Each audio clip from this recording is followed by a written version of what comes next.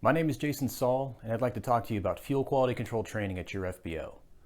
I started working line service and fuel QC in 2003, and over the course of my time, I've gained a lot of experience when it comes to the requirements, the equipment, the techniques, the documentation, and some of the pitfalls that happen with managing a fuel QC program, all of which are required at every fuel operation, no matter the size or complexity. Right now, our workforce is facing an unprecedented challenge as we transition between generations, which may have different motivations and learning styles, and trying to recover our workforce from the COVID pandemic. A lot of senior figures with decades of institutional knowledge are leaving the workforce, and not all of their knowledge is being passed down. To put it more simply, it seems like every FBO I go to, I hear the same story about the guy was here for 25 years and he knew everything. Now he's gone and we're kind of lost. For the longest time, I thought it was just me. I thought I was the one that didn't know as much as I should, and I'm chasing everybody else from behind. But now that I've been around the industry, I know that my experience was very, very common.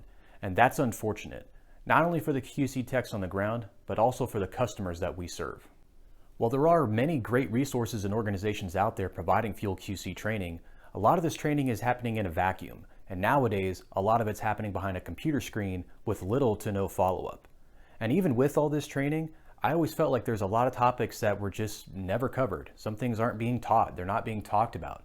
Things like pressure controls, how to safety wire, single point takedowns, corrected differential pressure, and how to practically plan for the daily, weekly, monthly, quarterly, and annual inspections, because the operation doesn't just come to a stop. I've put together a short guidebook that covers some of these overlooked topics, and I've included a link to my website, maxqfuel.com. I encourage you to put this information into the hands of the people on the ground who do the QC on your tanks and your trucks. I would be more than happy to come to your facility and work with your team and train them on your equipment.